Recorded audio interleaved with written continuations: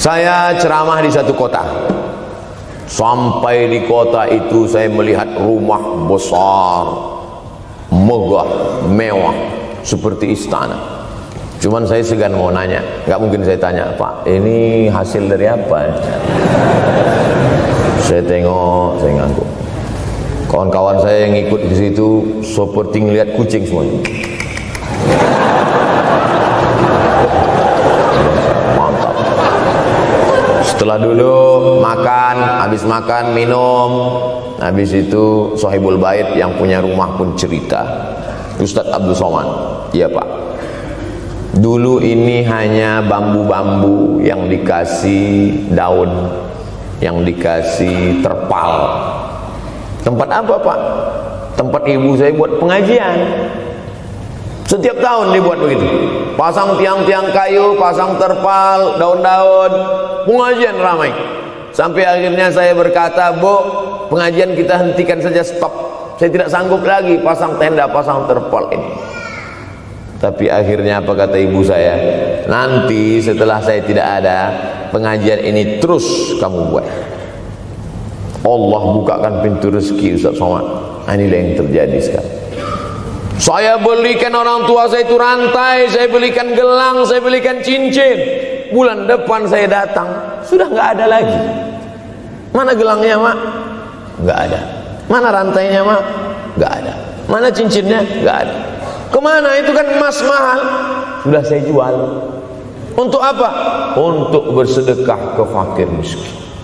Rupanya gelangnya, rantainya itu habis dia berikan sedekah fakir miskin. Tobatkah si bapak untuk berbakti? Tidak. Bulan depan dia belikan lagi.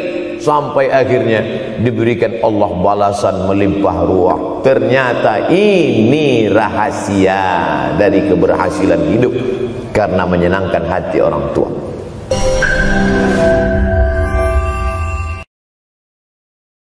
Jangan lupa subscribe, like, and share. Makanya orang tua itu levelnya langsung setelah Allah. Wa qadha rabbuka alla ta'budu illa iyyah. Langsung wa bil walidaini ihsana. Ihsan. Lihat lagi penggunaan kata ihsan dalam hadis Nabi. Jibril alaihissalam datang, rambutnya tidak berdebu, bajunya sangat putih bersih, tapi tidak ada orang yang kenal.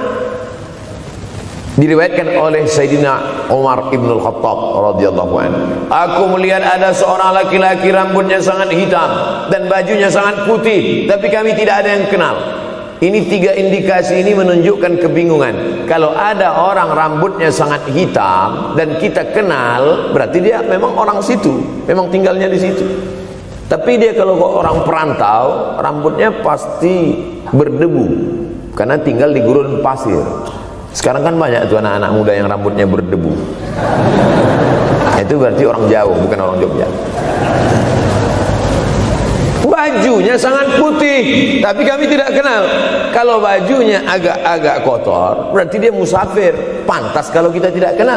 Tapi bajunya sangat putih, berarti dia memang orang situ. Tapi kami tidak kenal. Kata Umar bin Khattab, rambutnya sangat hitam, bajunya sangat putih, tapi kami tidak kenal. Dan dia duduk berhadapan dengan Nabi, lututnya dekat dengan lutut Nabi, tapi kami tidak kenal. Dia bertanya tentang iman, dia bertanya tentang Islam, dia bertanya tentang ihsan. Setelah selesai baru Nabi bertanya, Umar, ya, kamu tahu siapa tadi yang datang bertanya tentang iman, Islam, dan ihsan itu? Tidak. Jibril yu'allimukum dinakum. Tadi yang datang itu adalah Jibril alaihissalam. Orang selevel Umar bin Khattab tidak kenal Jibril. Ada orang Indonesia baru ketemu Jibril.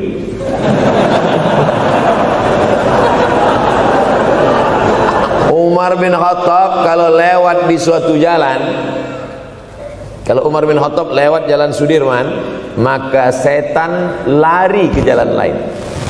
Ini ada orang satu perjalanan sama setan, ngaku kenal dengan Jibril alaihissalam.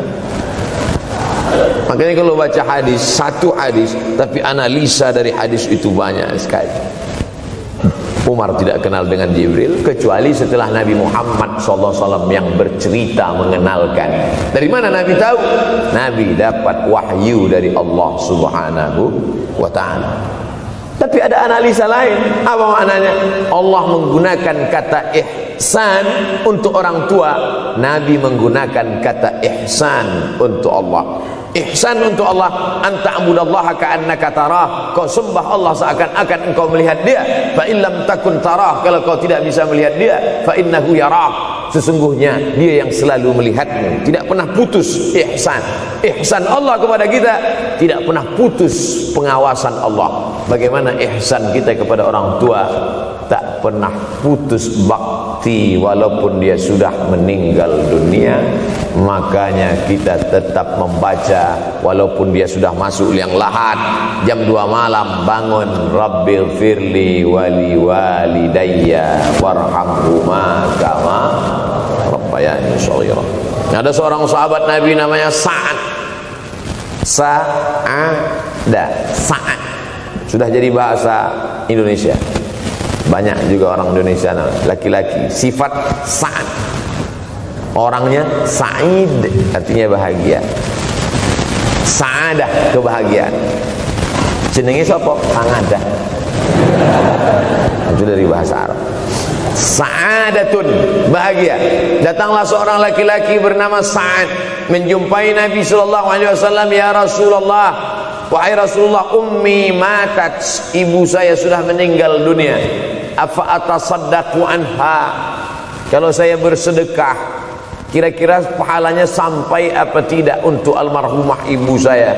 Kata Nabi, tasaddaq, silakan engkau bersedekah. Ayu sadaqatu afdal, sedekah apa yang paling afdal? Saqiyul ma, memberi air minum. Memberi air minum, niatkan untuk almarhumah, kata Nabi, tasaddaq, silakan sedekah. Langsung tanpa pikir panjang, apa kata Sa'ad? Idzan ahfiru bi'ran, kalau begitu saya gali sumur sekarang juga, sumurnya saya wakafkan dengan niat almarhumah. Oleh sebab itu, yang orang tuanya sudah meninggal dunia, pulang dari sini jangan gali sumur, cukup telepon, assalamualaikum, sumur bor. Cari pondok pesantren yang kesulitan air, pergi ke kaki-kaki gunung, orang mencari air 1 jerigen mikul 5 km jalan. Di situ tempat minum lembu, kerbau, di situ juga mereka mengambil air. Cari, galikan, mengalir air sumur untuk mereka, mengalir pula sampai ke liang lahatnya. Itu bakti kita. Pulang dari sini, cari pondok pesantren, panti jompo, panti yatim. Assalamualaikum Bapak pimpinan yatim, saya lihat ini kamar mandinya sedikit, orang ngantri banyak, keran air tidak ada. Gimana ini? Berapa lagi yang perlu sumur bor di sini? Kami perlu kira-kira 5. InsyaAllah. Bapak mau bantu? Enggak, nanya-nanya aja. Nih, ini akan menolong di hadapan Allah Subhanahu wa ta'ala. Tapi kalau dia masih hidup, masih ada, senangkan hatinya. Pulang dari Universitas Ahmad Dahlan Yogyakarta dengan membawa selembar kertas. Apa itu? Transkrip nilai semester ini IP 4. Siapa yang tidak bangga orang tua? Saya pulang dari Mesir, saya bawa ijazah LC. Satu lagi ijazah dari Maroko, MA. Ini mak, ijazah LC MA. Saya lihat dia nampaknya tak bahagia. Karena dia dulu waktu saya kecil nyuruh saya, kamu mesti doktor andus. Itulah cita-cita ya dia yang tidak sampai. Saya mesti doktor andus. Di mana mau mencari titel doktor andus sekarang? LCMA. Saya bilang, mak, ini LCMA ini lebih hebat dari doktor andus. Artinya apa? Bahwa menyenangkan hati orang tua itu ketika hati dia terbuka, bahagia, disitulah pintu-pintu rezeki itu terbuka. Turun barokah-barokah itu. Buah kalau matang itu dijolok, jatuh. dan menjatuhkan rahmat Allah itu, membuka pintu-pintu langit, mengetuk pintu-pintu rahmat dan ridha Allah dengan ridha orang tua. Makanya kata Nabi, ridha Allah fi ridhal walidain. Kalau Allah ridha, maka semua yang kau mau dia berikan. Orang kalau sudah ridha itu artinya senang. Orang kalau sudah senang, semua dia kasih. Apa yang ada di tangannya itu dia berikan. Tadi malam sampai di hotel, datang seorang jamaah, buka cincinnya, cincin paling dia sayang, dia kasih ke saya. Laki-laki. Nah nih Ustaz Somad, ambil. Duduk saya tadi, duduk, datang anak muda, dia lihat saya tak pakai sorban, dikasihnya sorban. Cuman akadnya belum jelas apa ngasih atau pinjam, Allah a'lam. Orang kalau sudah senang hatinya, semua dia kasih. Begitulah orang kalau sudah dapat ridha Allah Subhanahu wa taala. Kita baru berharap dapat ridha Allah. Makanya habis salat subuh selalu diajarkan, raditu billahi rabba. Aku ridha engkau sebagai Rabbku ya Allah. Apakah Allah ridha terhadap kita? STJ, status tak jelas. Cara mendapatkan ridha Allah, pancing dengan ridha orang tua, senangkan hatinya, terbuka pintu rezeki. Makanya sulit hidup kita, sempit. Dari kerut kening kita udah kelihatan. Kenapa? Karena tidak ada ridha Allah, akibat tidak pernah menyenangkan hati orang tua. Senangkan orang tuamu, jadikan dia seperti raja, maka rezekimu akan melimpah seperti rezeki raja-raja. Bukan hadis Nabi, dapat saya dari grup WhatsApp. Senangkan saja hatinya, apa yang dia mau beri, tapi dengan cara yang halal. Nah, ini harus dalam kurung syarat dan ketentuan berlaku. Jangan gara-gara ceramah ini nanti pulang kalian ke rumah, papa, mama, ini ada mobil, ini ada rumah, ini berangkat pergi haji. Wow, orang tua senang, 2 bulan KPK. Innallaha thayyibun, Allah maha suci, la yaqbalu illa thayyiban. Allah tidak menerima kecuali yang suci-suci saja. Wa anfiqu, berinfaklah. Wa anfiqu, bersedekahlah. Wa anfiqu, berwakaflah. Wa anfiqu, berzakatlah. Min thayyibat, yang baik-baik. Yang tidak baik tidak diterima Allah Subhanahu wa taala. Kamu lagi ngapain? Nyuci. Lagi ngapain? Nyuci. Pakai air apa? Air kencing. Begitu kata Syekh Abdul Wahab Asy-Sya'rani dalam kitabnya Tanbihul Mughtarrin. Tanbih, peringatan. Mughtarrin, pada orang yang tertipu, menyangka sedang berbuat baik padahal sebenarnya tidak baik. Itu yang disindir Allah dalam Al-Quran. Wa yahsabuna annahum yuhsinuna sun'a. Mereka menyangka sedang berbuat baik. Nah, ini juga tidak betul. Niatnya sudah baik, membahagiakan orang tua, tapi caranya tak betul. Mama, papa, alhamdulillah kuliah saya sudah selesai, ini skripsi saya.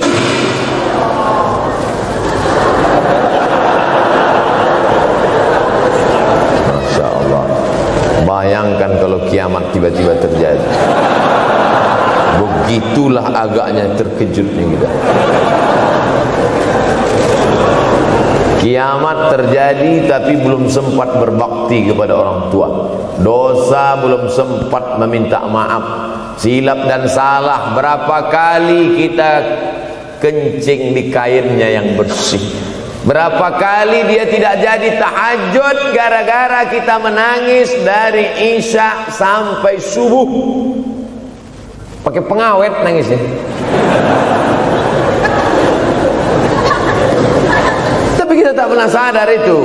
Kita menganggap kita di dunia ini dibesarkan angin. Kita menganggap kita ini bangsawan, bangsa yang hidup di awan.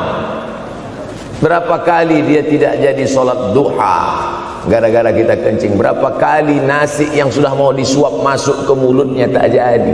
Bahkan dia tidak makan sama sekali. Dan berapa kali makanan dia belikan hanya untuk susu, hanya untuk menyenangkan kita. Pernah kita balas.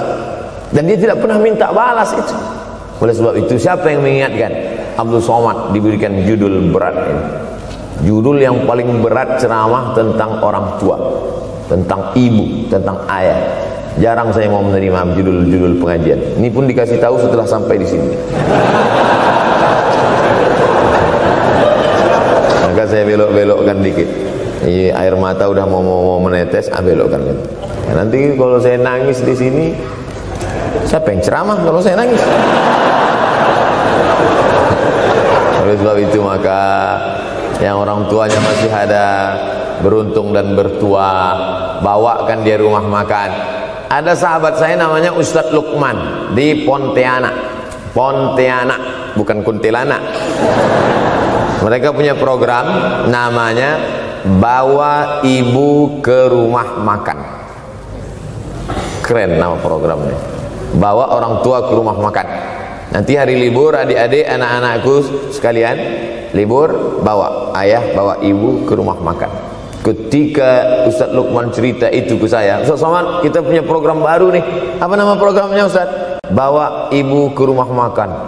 Alhamdulillah Ustadz Lukman, seluruh rumah makan di Pekanbaru tempat tinggal saya itu, semua sudah saya bawa. Emak almarhumah saya bawa sup tunjang, saya bawa rendang, saya bawa goreng ayam, saya bawa goreng puyuh, saya bawa. Cuman ada rumah makan ular sawah itu yang tak saya bawa singgah.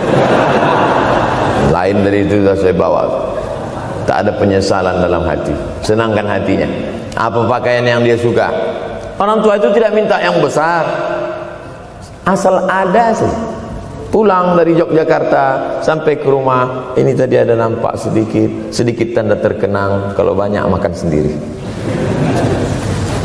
Ketika dia senang melihat itu, bahagia hatinya, nampak senyum di tepi bibirnya, pada saat itulah rahmat Allah terbuka, pada saat itulah ridha Allah datang. Mengapa sulit mencari pekerjaan? Mengapa payah mencari penghidupan? Salah satu yang mempersempit ridha Allah itu adalah karena tidak berbakti kepada orang tua. Oleh sebab itu maka judul tema yang diberikan birrul walidain, berbakti kepada orang tua, bahagiakan. Ini ada juga ini anak-anak yang sudah sukses ini, papa, mama sudah meninggal, papa jangan risau, silakan terbang ke Yogyakarta, ada adik di sana, silakan terbang ke Surabaya, ada kakak di sana, silakan terbang ke Kuala Lumpur, ada keluarga di sana, jangan hiraukan. Kata bapaknya, kalian terbangku saja kalian pikirkan, kemana aku hinggap tak kalian pikirkan. Ada sebagian orang ketika ibunya meninggal dunia, marah dia, mengamuk dia anggap kebahagiaan itu sudah hilang, padahal membahagiakan orang tua dua-dua adalah tanggung jawab kita.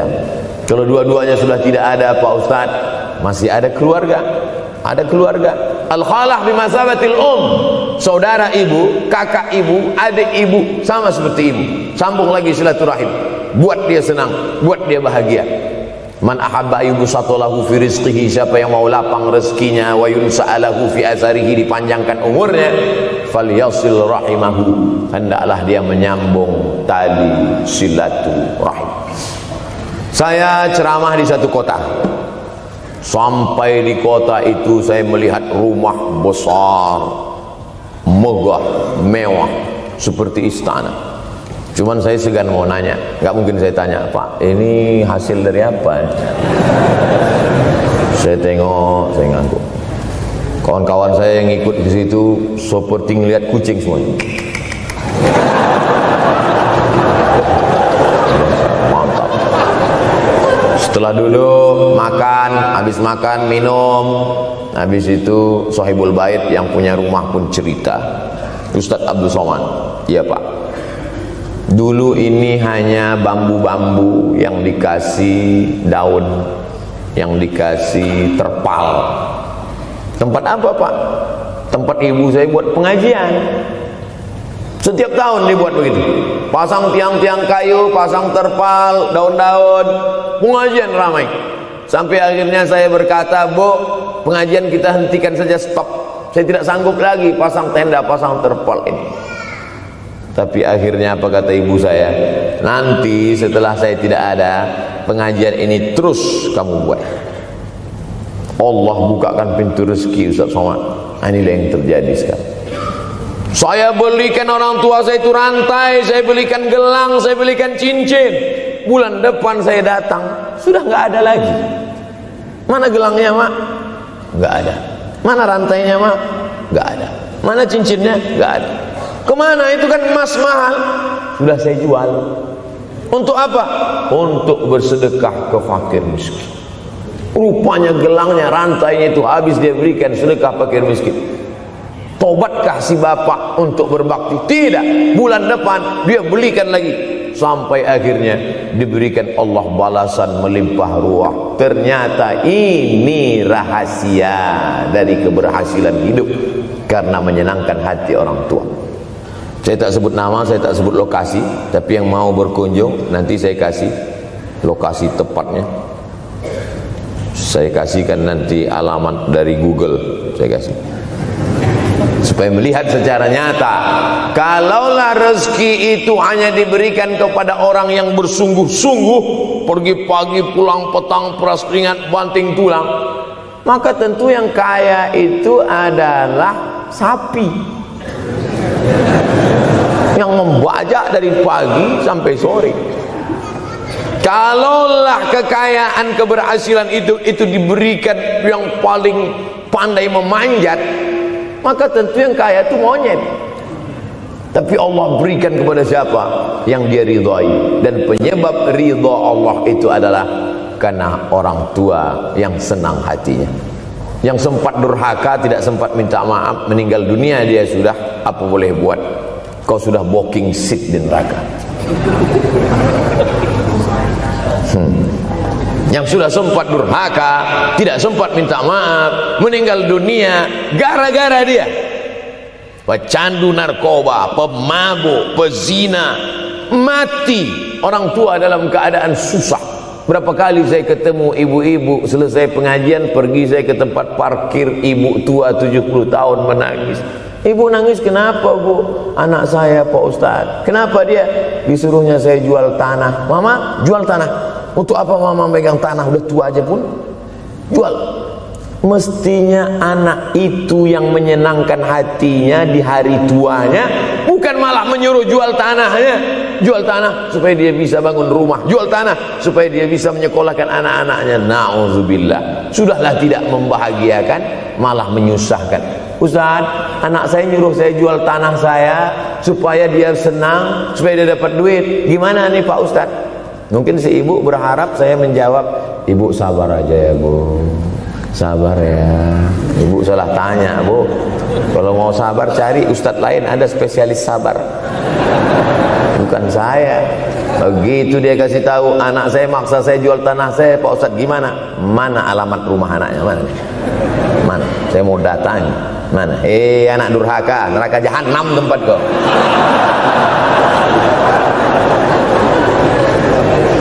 Tak mau dia ngasih alamat. Rupanya dia takut nanti anak saya malah marah sama saya, Pak Ustadz. Saya kasihan. Mudah-mudahan Allah berikan kekuatan pada ibu. Tapi cerita ini bukan satu dua contoh kasus. Ternyata zaman sanggup memperkarakan pengadilan hanya karena sebatang pohon kayu. Atau cuma saya yang dapat berita itu? Adik-adik ada juga dapat kiriman itu? Sanggup memperkarakan sebatang pohon kayu. Padahal kalau kau jual semua kebunmu itu, belum tentu dapat menebus. Datang seorang laki-laki mengadu kepada Nabi Muhammad SAW. Ya Rasulullah, ini bapak saya ini kurang ajar sekali. Bapaknya kurang ajar. Ambilnya harta saya ya Rasulullah. Gimana ini ya Rasulullah? Apa kata Rasulullah SAW? Anta wa maluka li abik. Anta sampai ke tempat kita jadi ente. Anta wa maluka, ente, harta ente, li abik, punya bapakmu. Jangankan hartamu yang di rumah itu, dirimu pun punya bapakmu. Nabi membela, seolah-olah Nabi berkata, apa yang diambil itu belum ada apa-apanya dibandingkan melepuh kulitnya untuk memberikan engkau sesuap makanan yang halalan thayyibah. Orang yang durhaka pada orang tuanya insya Allah anaknya juga akan durhaka kepada dia. Oleh sebab itu maka jangan pernah durhaka. Kalau sempat durhaka lalu kemudian meninggal dunia dia Pak Ustadz, sudah meninggal pun tetap masih bisa berbakti. Pertama dengan doa, kedua dengan sodakoh. Kalau kebetulan rezeki banyak sodakoh. Kalau tidak ada rezeki melimpah, doa. Bangun malam, Rabbi firli wali walidayya warhamhuma kama Rabbi firli, ya Tuhanku ampunkan aku, wali walidayya, ibu dan ayahku, warhamhuma, sayangi mereka berdua, kama, sebagaimana rabbayani shaghira, sebagaimana mereka mendidik aku. Coba kita lihat susunan kalimatnya, seperti ada kekeliruan kalimat. Na'udzubillah, mana mungkin kalimat Allah keliru. Allah ingin menegur kita, sayangi mereka sebagaimana mereka mendidik aku. Mestinya kalimatnya kan tidak begitu, sayangi mereka sebagaimana mereka menyayangi aku. Tapi ternyata sayang belum tentu mendidik, tapi mendidik pasti sayang. Karena bunyi kalimatnya, sebagaimana mereka mendidik aku. Jadi banyak juga anak-anak ini tidak sayang karena salah didik. Disangka sayang itu dengan ngasih motor, disangka sayang itu dengan ngasih gadget, disangka sayang itu dengan ngasih transfer uang yang berlebihan. Belum tentu sayang. Dulu ada insinyur arsitek yang membangun salah satu rumah keluarga saya. Kuliahnya di Jogja. Cerita dia, dulu saya kuliah di Jogja, Ustadz Abdul Somad, insinyur. Terus teman kami sakit di kos-kosan. Kami bingung mau nelpon siapa. Akhirnya datang mobil mewah, parkir polisi, tentara, ramai. Barulah kami tahu rupanya dia anak menteri. Jadi sayang orang tua itu bukan mesti dibelikannya apartemen, dibelikannya mobil, belum tentu. Boleh jadi itu justru menjerumuskan anak. Diberikan apartemen, diberikan mobil mewah, habis 2 bulan kena virus HIV AIDS. Tapi kalau dibuatnya kita jauh, saya yakin adik-adik kuliah di Universitas Ahmad Dahlan, ada yang dari timur Indonesia, ada yang dari Sumatera, lalu kemudian di tengah kesendirian, belum makan, uang kos belum bayar, transfer macet, datang setan berbisik, hei, sebetulnya kau anak yatim piatu yang dibuang. Bukan, orang tuamu bukan tidak sayang, dia hanya sedang ingin mendidik supaya engkau menjadi anak yang mandiri. Maka nanti kalau sedang duduk termenung gitu, tiba-tiba datang bisikan, pergilah cari jembatan, terjunlah. Maka saat itu katakan dalam hatimu, lawan, hei setan. Orang tuaku sayang kepadaku, dia hanya ingin supaya aku mandiri. Ada orang tua yang salah didik kepada anak-anak, sampai mengikat tali sepatu pun anak tidak pandai. Baru mau mengikat tali sepatu, sudah diikatkan. Baru mau makan, sudah disuapkan. Akhirnya anak tidak punya keberanian untuk hidup. Harta dia punya, uang dia punya, materi dia ada, satu yang dia tidak punya, tidak ada mental. Tapi anak-anak, adik-adik Universitas Ahmad Dahlan adalah orang yang punya keberanian untuk hidup. Betul? Yang di hadapan saya ini, siapa yang tidak punya keberanian hidup? Ini yang jam 5:30 masih belum hidup lagi. Ada ini tidak punya keberanian untuk hidup, hidupnya terlambat. Tapi mahasiswa Universitas Ahmad Dahlan punya keberanian untuk hidup. Bahkan mungkin dia lebih dulu hidup daripada saya. Lebih dulu bangun dia tadi. Alhamdulillahillazi ahyana ba'da ma amatana wa ilaihil nusyur. Tengok jam. Oh, rupanya masih jam 1, tidur lagi. Saudara yang dimuliakan Allah Subhanahu wa taala.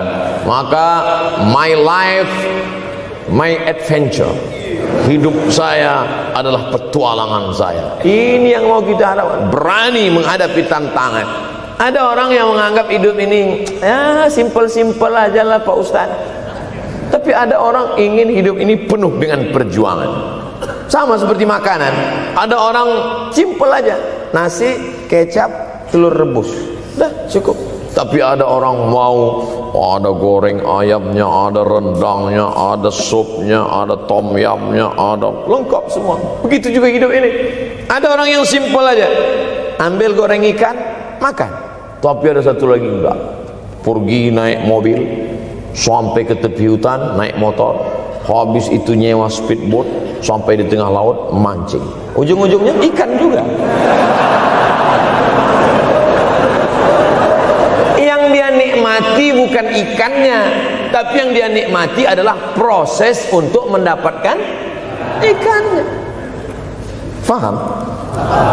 Itu enaknya ngomong sama mahasiswa. Coba kalau yang masyarakat biasa, kita udah capek cerita, selesai ada pertanyaan, Ustadz maksudnya tadi apa ya? Aduh, capek gitu. Saya terus terang kalau ceramah di depan mahasiswa ini bangkit semangat saya lagi. Ini sekarang rasa-rasa umur 24. Tapi begitu nanti sudah mulai agak jauh dari mahasiswa, balik 42 lagi. Nah, makanya saya senang kalau diundang ke kampus-kampus. Saya kalau di Jogja diundang di kampus terus, walaupun nggak semua nerima.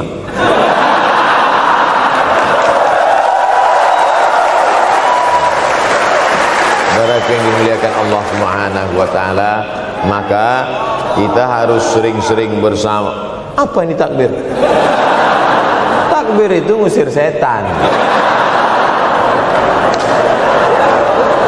Tadi saya ceramah jam 4:30, sekarang sudah jam 5:30 Artinya saya sudah ceramah 70 menit. Ini sudah keluar dari kode etik. Karena di mana-mana saya ceramah 60 menit.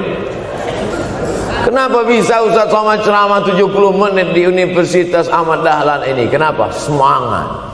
Semangat yang membuat kita. Padahal berdiri lagi. Tahan. Belum sarapan lagi. Tahan. Artinya apa? Yang membuat kita kuat itu bukan materi, bukan makanan, tapi semangat. Maka jangan sempat kehilangan semangat. Bangkitkan semangat. Semangat terus. Semangatnya apa? Semangat ingin membahagiakan orang tua. Kalau lupa, tulis. Biasanya mahasiswa ini kan suka lupa. Tulis di dinding kamar. Semangat bahagiakan calon mertua.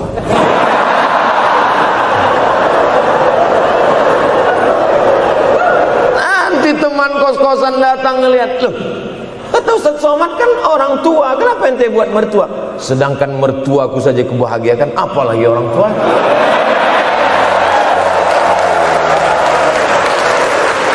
Begitu hebatnya. Cuman kadangnya kita hanya mendapat ini hanya di sinetron-sinetron saja. Real nyatanya di mana? Datanglah ke Universitas Ahmad Dahlan. Jadi hidup ini harus ada target yang mau dicapai. Banyak orang targetnya nggak benar. Saya ingin menjadi orang yang punya kepribadian, Pak Ustadz. Rumah pribadi, mobil pribadi. Target bahagiakan orang tua. Gaji pertama kalau kerja nanti umroh. Oh gitu, Ma, doakan. Nanti kalau aku kerja insya Allah gaji pertama nanti memberangkatkan umroh. Syukur-syukur nggak usah diomongkan dulu, kasih surprise, senang. Mama, ayah, ini gaji pertama. Dia buka, tengok 700.000.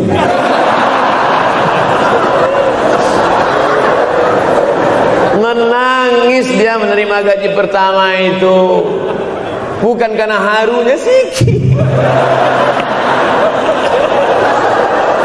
Begitu dia buka amplop, oh kok setitin dong. Haru dia. Kenapa setiap mendapat hadiah dari anak, orang tua selalu meneteskan air mata? Karena kita tidak pernah besar dalam pandangan matanya. Kita sehebat apapun, kita tidak pernah besar di matanya. Di pandangan ibu ayah kita, kita adalah anak kecil yang tapak kakinya 2 jari, panjangnya sejengkal. Maka jangan pernah ceramahi orang tuamu. Jangan mentang-mentang sudah mahasiswa pulang, ayah sini, mama sini, dulu. Assalamualaikum. Bisa. Karena kita tidak pernah besar di mata orang tua. Kita tetap kecil. Walaupun kamu sudah menikah, sudah punya istri, sudah punya anak, kau tetaplah anak-anak dalam pandangan dia. Oleh sebab itu jangan sok besar, jangan sok hebat. Kalau ada pesan yang ingin mau disampaikan, jangan melalui mulut kita, dipinjam mulut orang lain. Tokoh masyarakat, alim ulama, dia ngajinya di mana? Ada yang mau kita perbaiki, jilbabnya mungkin kurang panjang, mungkin ada kebiasaan dia yang kurang baik. Sementara kita udah ngaji, sudah belajar di Universitas Ahmad Dahlan, sudah terpelajar, membuat dia mau menjadi orang baik. Tidak mesti dari mulut kita, pinjam mulut orang lain. Assalamualaikum Pak Kades, pinjam mulut Pak Kades sebentar. Pak Kades, ayah saya kan orangnya baik sama Pak Kades. Iya, nanti kalau saya ngomong dia nggak dengar. Jadi saya mohon tolong Pak Kades. Pak Kades, ayah saya sampai sekarang belum sholat Pak Kades. Jadi tolong Pak Kades nasihati dia. Kata Pak Kades, saya juga nggak sholat. Hancur dunia persilatan. Oleh sebab itu senangkan. Ini banyak anak-anak yang udah ngaji, yang sudah aktivis masjid, merasa ingin orang tuanya baik, dia sendiri menceramahi, nggak ketemu, nggak connect dia. Ayah sini. Orang yang tidak sholat neraka jahanam tempatnya. Sakit hatinya, meleleh air matanya. Sekali kau buat air matanya menetes, maka kau akan berenang dalam kesengsaraan. Jangan pernah buat dia menangis. Kalau dia nangis haru Pak Ustadz, nggak apa-apa. Cuman kita kan sulit membedakan mana air mata haru, mana air mata sedih. Sama-sama bentuknya air mata. Makanya ada ungkapan jangan menangis air mata buaya. Kenapa selalu kalau disebut air mata buaya? Karena memang buaya menangis bukan karena sedih, tapi karena kekenyangan. Buaya kalau habis makan orang, keringat. Buaya itu tidak ada pori-porinya. Kita kalau berkeringat kan keluar pori-pori, ini keluar air. Buaya nggak ada. Satu-satunya tempat air keluar, nah itulah. Makanya menangis buaya, keluar air mata buaya. Maka jangan sampai kita nangis karena kekenyangan. Haru dia melihat pemberian kita. Di saat itu menetes air matanya, berdoa, dia memanjatkan doa, mengetuk pintu-pintu langit, terbuka. Masya Allah. Pantasan doa mahasiswa Universitas Ahmad Dahlan kabul, rupanya pintu terbuka. Kepada Allah Subhanahu wa taala. Kadang-kadang kita merasa doa kita yang dikabulkan Allah, kadang-kadang kita merasa sok hebat. Setelah dia meninggal dunia, barulah kita sadar rupanya selama ini kita hanya menumpang doa. Numpang, bukan doa kita yang dikabulkan Allah ternyata, tapi doa dia. Tapi dia tidak pernah cerita itu. Dia nggak pernah ngomong. Apa pernah dia panggil kita, sini sebentar, aku sudah capek doain itu. Pernah dia bilang itu. Dia cukup mengadu tengah malam, ya Allah, anakku ini jadikan dia berhasil kuliahnya, ya Allah. Sudah hampir 14 semester nggak selesai-selesai. Dia mengadu kepada Allah Subhanahu wa taala. "Mah, aku susah ini sekarang." Susah kenapa? Skripsiku ditolak terus. Pembimbing kemarin itu mempersulit terus. Berdoa dia tengah malam, ya Allah, lapangkan hati pembimbing itu supaya anakku cepat, ya Allah. Kalau enggak, matikan dia, ya Allah. Kabul, 2 hari setelah itu meninggal. Tapi kita tidak bisa request. Oleh sebab itu maka banyak-banyak dekatkan kepada orang tua, senangkan. Saya ceramah di Malaysia, dibawa jamaah ke mall. Ustaz Samad, esok kita tak ada tazkirah, tak ada tausiah. Kita nak pusing-pusing. Pusing-pusing maksudnya mutar-mutar. Pergilah kami ke mall. Sampai di lantai atas saya lihat anak-anak muda nyuapin orang tua. Ada restoran mahal, mewah. Itu kabarnya kalau mampir di restoran itu, makan, itu banyak yang nangis melihat harganya.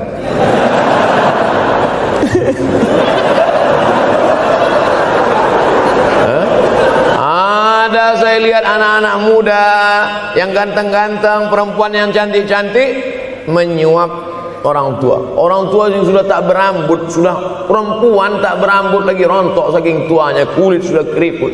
Duduk, didorong pakai kursi roda, dibawa ke mall, sampai di situ diberikan restoran tercanggih, termahal, dia sendiri yang menyuapkan makanan. Ternyata bagi saudara-saudara kita Tionghoa, salah satu mengundang berkah menyenangkan orang tua. Itu keyakinan mereka. Kok kenapa ente kasih makan? Ya oke lah. Ajaran kita mengajarkan tapi kita tak amalkan. Ketika tetangga, kawan, sahabat kita mengamalkan, rezekinya melimpah, baru kita heran. Dia kok kaya ya? Iyalah, dia kan punya tuyul. Tuyul mana bisa bawa duit banyak? Nih keberkahan. Oleh sebab itu, jangan cuma sekedar ngaji-ngaji aja. Pulang dari sini, kalau memang tinggal di Yogyakarta atau di luar nanti pas liburan, sisihkan uang, bawa dia ke mall, bawa dia ke restoran, senangkan hatinya, bawa dia jalan-jalan. Cuman tetap juga yang logis. Kalau dia udah tua, janganlah dikasih kacang goreng. Sesuaikanlah, agar-agar kasih. Enggak perlu dikunyah. Kiri kanan gol, kiri kanan gol. Orang tua bawa kasih kacang, menyiksa itu. Saudaraku yang dimuliakan Allah Subhanahu wa taala, kenikmatan yang terbesar adalah ketika orang tua masih ada bersama kita. Kalau sudah tak ada, nanti saat Idul Fitri, Allahu Akbar, Allahu Akbar, Allahu Akbar, la ilaha, barulah menetes air mata. Mama. Saya kalau sudah menengok orang menangis terlalu berlebihan mengenang orang tua, ini pasti ada, kalau bahasa kampung kami, something wrong. Ada sesuatu ini. Karena orang kalau sudah habis tumpah, dia tidak akan menetes lagi. Tumpahkan kasih sayangmu itu sampai habis ludes, dia tidak akan menetes lagi. Tak ada penyesalan, karena semua sudah kita berikan. Kalaupun menangis hanya tetesan kasih sayang. Tapi kalau sampai mencakar dinding, mama, ini pasti. Saya kalau ada orang yang menyesal sampai mencakar dinding, mau saya antukkan aja kepala yang gede. Dulu waktu hidup kenapa enggak opti? Sekarang udah mati baru kau menangis kan? Senanda. Nah, tapi tentu sesuai kemampuan kita, karena kata Allah, la yukallifullahu nafsan illa usaha. Allah tidak membebani orang lebih dari semestinya. Ustaz ceramah sampai jam berapa ini? Sampai jam 6 insyaallah. Saya mau lengkapkan. Jam kita sama tuh. Oh, sama. Jam 6. Jam 6 maka saya ceramah 90 menit nanti di Universitas Ahmad Dahlan.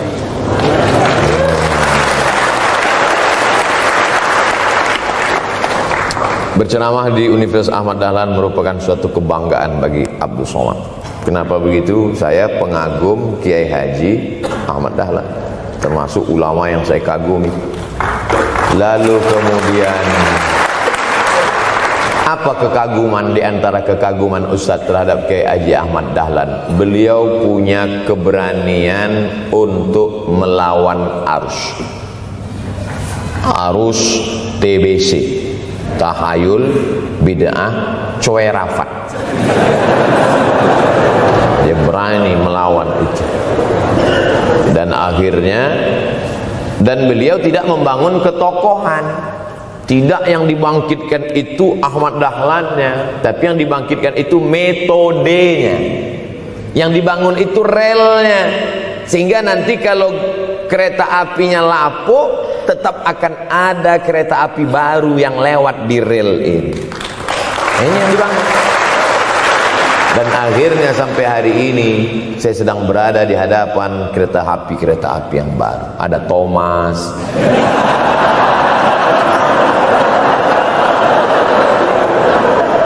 Ustaz tahu Thomas, anak saya paling suka itu.